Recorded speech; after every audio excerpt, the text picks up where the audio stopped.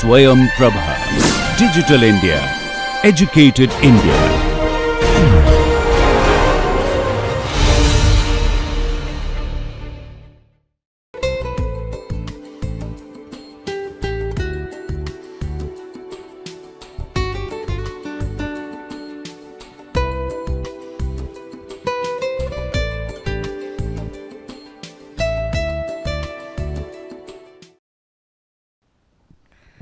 I welcome you in 13th lecture relating to technology transfer through strategic alliance and joint venture. I am in the module of joint venture agreement, and now I will specifically concentrate on business plan in joint venture agreement. In my last lectures, I have talked with you relating to the formation of joint venture agreement, and then I have talked about the governance issues. So, today I will take you through these business issues relating to the business plan. Now, please do remember, whatever I am talking with you in tits and bits, all of them are part of the joint venture agreement. So, as I told you before, let me repeat, you can have a single joint venture agreement wherein you put all the things which I am talking with you, or you may have number of small agreement which is a part of umbrella agreement, and I will suggest you to go for the second option, because this give you a more opportunity to do the amendment if the situation arises. And in case of the joint venture, it is always seen that whatever you have conceived at the beginning of the joint venture, it possibly do not continue in the similar manner. So, you need to have a kind of a flexibility inbuilt within the joint venture agreement itself, which will help for dilution of existing venturer stake. At the same time, it will facilitate the new venturer to join the joint venture. Now, let me take you through the business issue or business plan in case of the joint venture. And as I was opening with you that, see, it is always very difficult to have a very consistent plan of business throughout the subsistence or throughout the life of the joint venture. So, it is often very difficult, or for that matter very critical, to define the scope of the business in joint venture. Please do remember this particular thing, that one of the venturer company might be doing the similar kind of a business which the joint venture organization is going to do, and which I have told you in my last lecture. In that circumstances, you need to make the adjustment with the existing business of the venturer. So, defining the scope of the joint venture business is very, very important, because there are several issues which I have discussed or referred with you other day or in my previous lecture was relating to the extent of the business or type of the business. It may be relating to export right, so much so forth. So, defining the scope is very, very important thing in case of joint venture business. Now, while you are defining the scope of the joint venture business, please do keep in the mind of the business plan or objectives of both the venturers or parent organization, and at the same time you also need to define the territory in which this particular joint venture business will continue, because the venturers might have a same kind of a business in a different territory.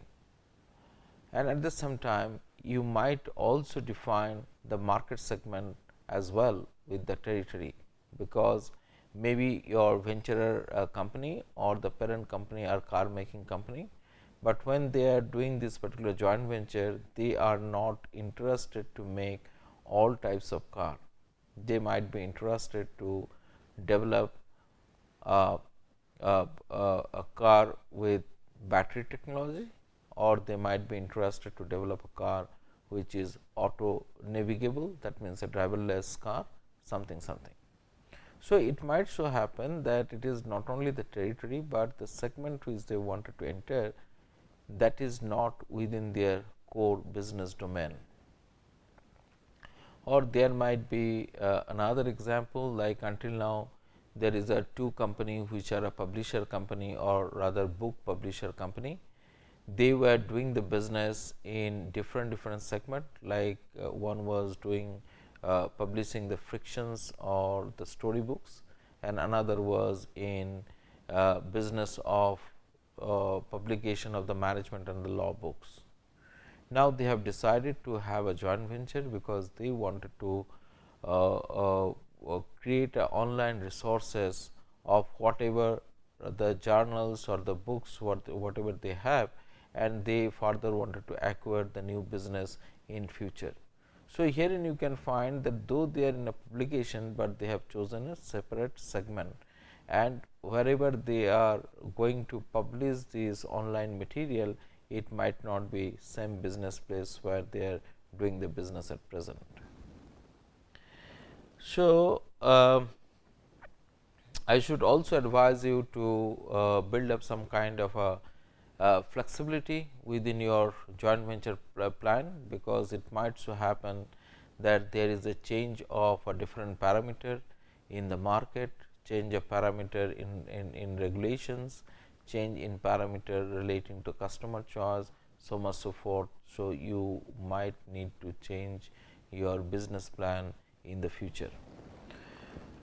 Now, let me take you to detailing of the business plan, because many of the time these create a lot of tension between the venturer in the joint venture.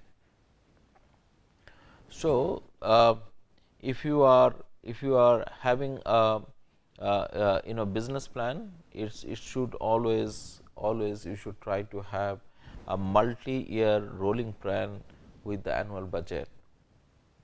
That means, it is always difficult to do. I mean, if you do a short plan or short term plan, sometimes it creates a lot of trouble for the business itself. So, it is advisable that you should have a broad plan in place for a long for a substantial period of time, and you carry out the business according to that. Now, what is the important here? In the agreement, you should provide the mechanism for that. You possibly cannot work out what should be your future plan, but you can provide the mechanism to how to develop that particular future plan and how to budget that particular future plan, whatever you wanted to do. It might be your growth plan, it might be might include your expansion plan, it might include even entering into a new market or the market in a different jurisdictions. Now, the next important issue is relating to relating to who will have authority or who will have a responsibility relating to preparation of this particular business plan. Like what I was telling you just a few minutes back, that you should have a process developed, because the process is very important for this particular purpose. There might be a potential conflict, because if your partner is bringing the technology, and if your partner is aggressive to know know the market or enter into the market, then in that case your partner might be interested to take the charge of the planning.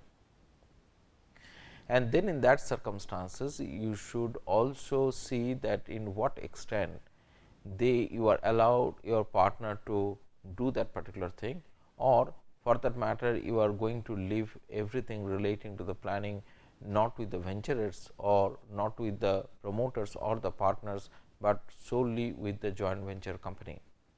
And then you can approve whatever has been forwarded by the joint venture company relating to the preparation of the plan.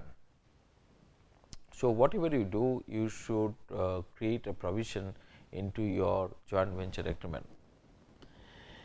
Now, there might be a possibility that there is some kind of a deadlock situation arises, and there is a no approval of the business plan and budget for forthcoming years. So, in that circumstances, how you are going to handle the situation? Will you continue with the old plan, or you are going to send it to the arbitrator to sort out this particular problem, or maybe the third person who is independent to the entire issues will take a call on those particular issues. So, whatever you do, there is some kind of a mechanism you should going to inbuild within your system. Relating to these issues further, I am going to discuss in the under the heading of the dispute in this particular lecture itself, because there might be a possibility that you are totally in a deadlock scenario and nothing is moving. So, in those circumstances, you should know how to manage or handle the scenario. Now, the next important thing is that a fundamental decision to what extent the profit should be reinvested and profit should be distributed need to be taken by the partners themselves. But instead of keeping it open for the partner to decide every time afresh, it is advisable to have some plan into the agreement itself, and wherein you should say that how much percent of the profit should be reinvested to address the growth of that particular venture and how much should be distributed. Even sometime you might decide that for some years you are not going to take any kind of a profit from this venture, from the venture itself. So, whatever the profit the venture makes, that particular profit they are going to invest into the venture itself for the purpose of the growth. So, instead of creating a liability or borrowing the additional fund from the outside, whatever the profit you are making, you are using that particular profit for the growth of this particular venture.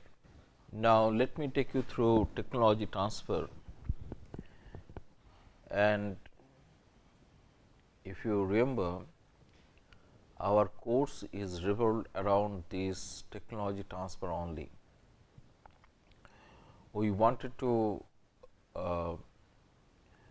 understand the technology transfer through the joint venture, because I have told you in my previous lecture that sometimes to absorb the technology licensing is not enough. You need to go little more than licensing the technology. So, the joint venture is one of the good option for technology transfer, and if the technology is the core of the joint venture business, then you need to be more careful about the issues of the technology transfer, and you need to see that what you are getting out of that particular transfer, or whatever the venture organization is getting out of that particular transfer, and you need to detail out further what will happen in case of the further development of the technology. You need to detail out that how you are going to use that technology transfer for the benefit of the new venture itself, and in that particular process how both the partner in the venture get benefited. So, the first thing which I wanted to discuss with you is relating to the matter of transfer of technology. That means, do your partner is transferring the technology outrightly, or there is a kind of a limitation which has been defined while this technology has been transferred. Because there might be several reasons for doing that.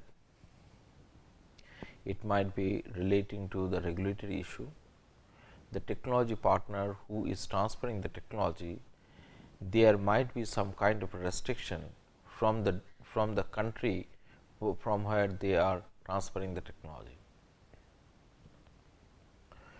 Let me give you some example.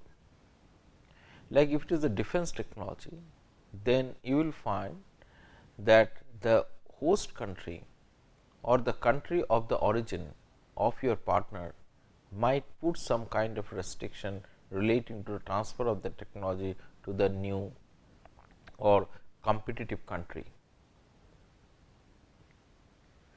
So, there might be some kind of a regulatory restriction. There might be some kind of restriction from the business organization itself, because they are possibly the person who are having this particular know-how, or the partner only the people who are having the know-how about that particular technology, and they wanted to keep that particular technology quite close to their heart, and they do not want to have a competitor in the market. So, they want to have a total control over the technology, and that is the reason whatever they are transferring, they are very limited manner, or they are very control within a very controlled structure. So, in that circumstances, you might not get outright transfer of technology. There might be a lot of conditionalities, or the limitation will be imposed while they are transferring the technology, or they might transfer the technology, but they might even keep the know-how close to their heart.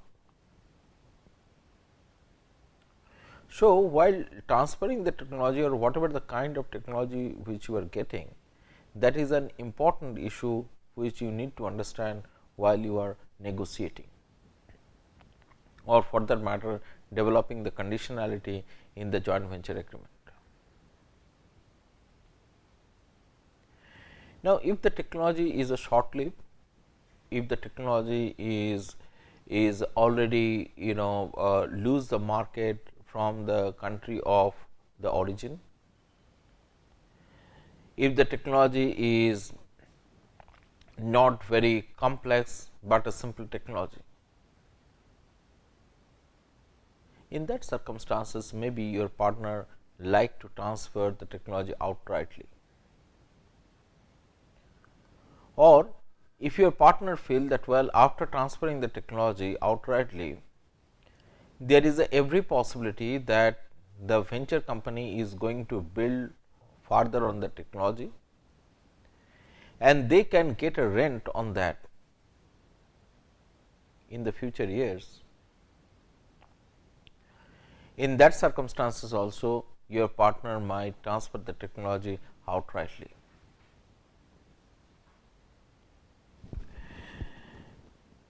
Now, there is a few standard terms which we generally use in case of the technology transfer, which is called exclusive or non-exclusive. That means, the transfer agreement clearly specifies that whatever the technology has been transferred to you, it is only to that particular person only. It cannot be transferred to another person. But many of the time, when the parent company, that means the company which is holding the technology, having an ambition to entering into the different market and creating a joint venture or going for a strategic alliance, they might not be interested to give you a exclusive license. because the ambition of the parent company is to enter into the different market through the local venturers or through the local partners, and if necessary that particular technology may be customized for the purpose of that local market. So, in that circumstances you might not get exclusive license. So, whatever the venture organization which is incorporating out of this particular joint venture agreement, they might simply get a non exclusive right. So, whatever the kind of right you are getting, either exclusive or non exclusive over the technology which has been transferred to you, either with the boundary condition or with not with the boundary condition, you should clearly understand that. I generally advise the people that before you sign a joint venture agreement, you should do a clear technology due diligence to understand the depth, the life, the value, the extent, the liability which is attached with the technology. Now, while they are transferring the technology, you need to also follow some kind of a process which give kind of protections to the organization who is seeking the technology. And you might have heard about the technology escrow account, wherein the person who is transferring the technology, he sent all the information of technology as well as the know-how, and the person who is acquiring the technology, he gives the consideration whatever has been agreed upon. So, my advice will be, while you are getting the technology, you should be clear about what you are getting and in what process you are getting. Next important thing in case of the technology transfer is negotiating the territory, and I believe I have touched upon this particular issue several times in my previous lecture when I talked with you relating to the export right, when I talked about the same company producing the product in a different market. So, to avoid the future conflict or to avoid the restriction, any restrictions on the development or growth of that particular technology, it is advisable that you should define the territory of the technological operations.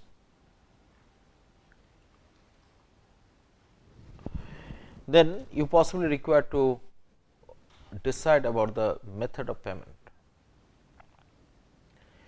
and I believe I have also touched upon this particular issue before, but let me remind you once again that if you want to value the technology, in what basis you are going to value the technology.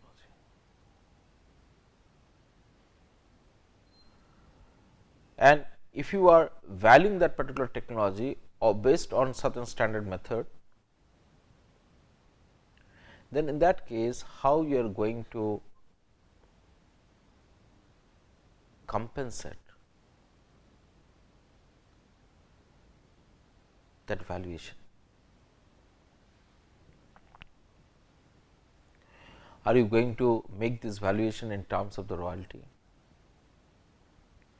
Are you going to make this particular valuation in terms of royalty plus profit sharing? Are you going to issue some kind of credit instrument like bonds or debenture against the value of the technology which has been transferred? Are you going to give a particular class of equity? Now, again the payment method is not as simple as we are discussing. It might be regulated by the FDI policy of a particular country. It might be regulated by foreign investment policy of a particular country. So, you need to be careful about this particular method of the payment, and also you need to discuss about that the procedure and the duration of the payment. Now, you might decide that we are not going to make any upfront payment, but we are going to make the payment as the organization goes.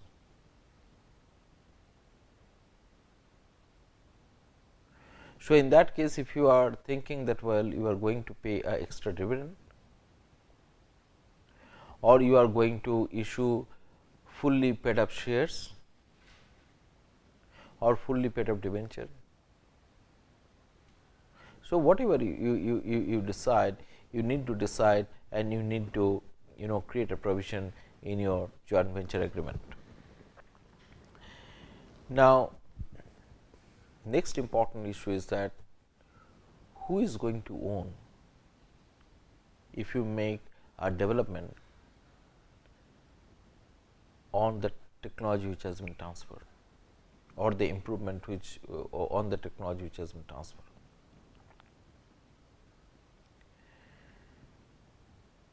If the technology has when it has been transferring, they have provided the grant back right,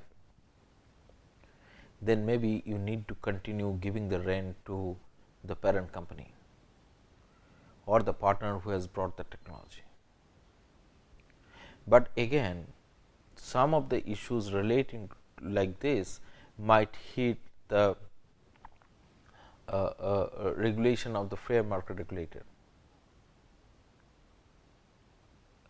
They might not allow you, or the Competition Commission of India might not allow you to have a grant back clause in your agreement itself.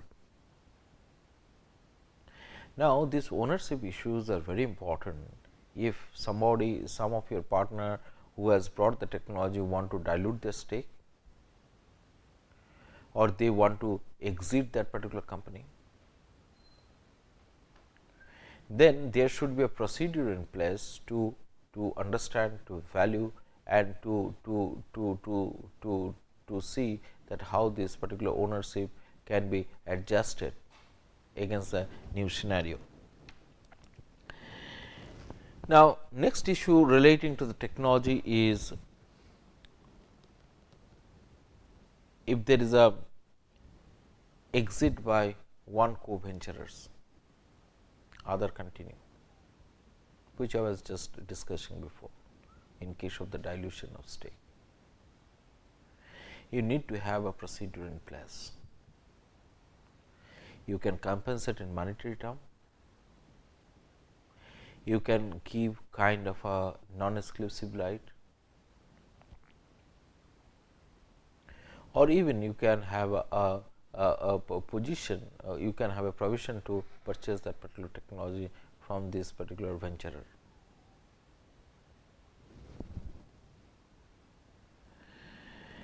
Now, if your business is based on a technology itself, and in certain point of time you find that situation arises where there is no other option but to terminate the agreement between the venturers.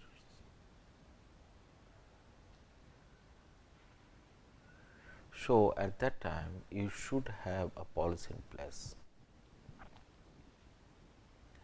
Now, termination might not be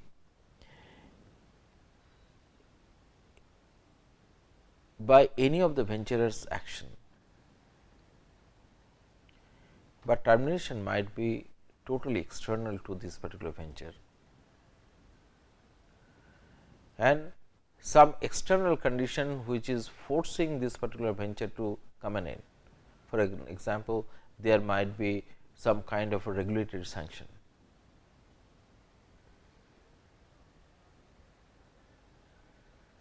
So, then in that circumstances you should understand that how you are going to protect the know-how, how you are going to determine about the ownership, as I have talked before, who is going to continue this with this particular technology. Now, I have touched upon this particular issue and I do not want to further elaborate. There is a lot of standard practices relating to the valuation of the technology,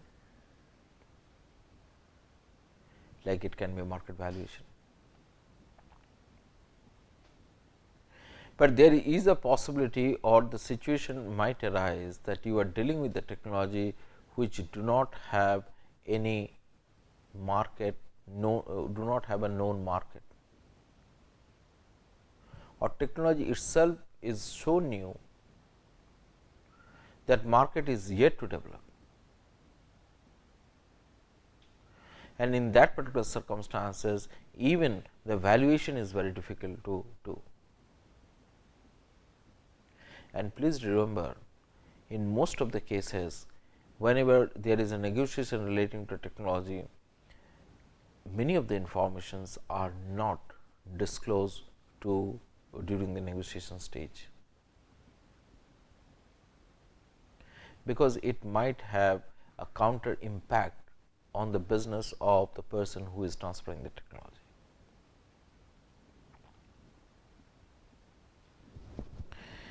And as I referred to you that there might be antitrust issue or maybe the competition issue, you should be careful relating to technology transfer. Now, there is another important thing in case of the technology transfer, which is known as non-compete clause. Now, in case of technology transfer, generally people say that type of the product which you are making through the joint venture, you should not either import or export in the same market where venturers or the joint venture are in operation.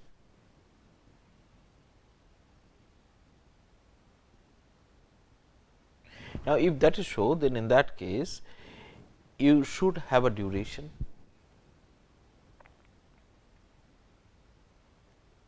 until what duration this particular arrangement will continue even after the completion of the venture. You should have a provision relating to the hiring of the manpower, because it might so happen that you might be restrained from hiring the same manpower which was working in the venture, because tomorrow once the venture is over, both the partner in the venture may the competitor in the same market.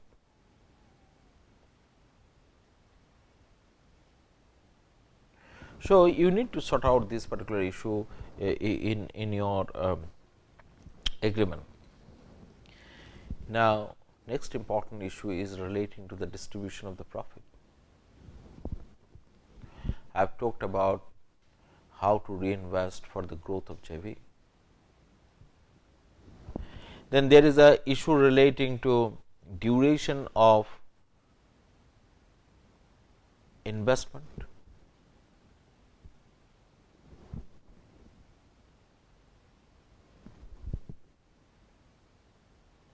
There might be issue relating to the process which you need to develop for distribution of the profit, like I have talked with you the payment method before. Now, if the company is there is a agreement, there was an agreement relating to a particular way of distribution, and what we found over the years, for reason known or unknown, a particular partner is started diluting their stake. So, what will happen in these particular conditions when the partner has dilute their stake into that JV, into joint venture organization. So, again within the business plan you have to have this particular matter in place and clearly identified, so that you can avoid the future dispute relating to this particular issue. Now, let me take you to the next issue relating to the dispute management, and this is a very important aspect from the perspective of the business plan. For that matter, let me tell you, this dispute management is not only for the business plan, it can be for all other things which I have discussed with you. But I thought to discuss here, because most of the time you will find the dispute arises because of the operational issues or the issues which I have discussed with you.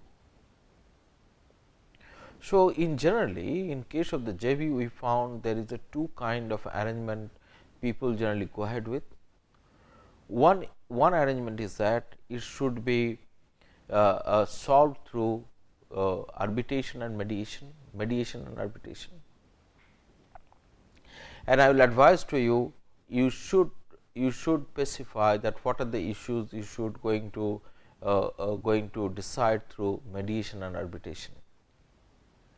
And at the same time, I will advise to you that you should also create a list which will say that in what circumstances the parties need to settle the dispute in the courts only. Like in this particular case, I have given some pointers wherein I said that if there is a breach of confidentiality, if there is a matter relating to solicit and non-compete, then you should not solve this particular dispute through the arbitration, rather it is advisable that you should go to the court. Now, in that particular circumstances, there might be issue relating to the choice of law, and I have elaborately dealt with this particular thing in my previous lecture relating to the choice of the law, and I will request you to refer it back of that particular lecture. And the lastly, you need to talk about the location where you wanted to go for arbitration or conciliation, or even if there is a dispute, that in which law you are going to subject it to. Now, if there is a arbitration, you are also required to decide about the number of arbitrators and how you are going to choose the arbitrator. You should also require to talk about the cost of this particular dispute resolution. Who is going to pay? Like if there is any breach, then in that case it is advisable that it should be paid by the loser. But where the dispute is relating to the valuation or the payment being made, then you should have a different method. You also talk about if there is a particular conduct, the arbitrators are need to follow. So, the dispute management is one of the very important aspect of the business plan, and I should suggest you that you have adequate plan in place relating to the dispute management. Thank you.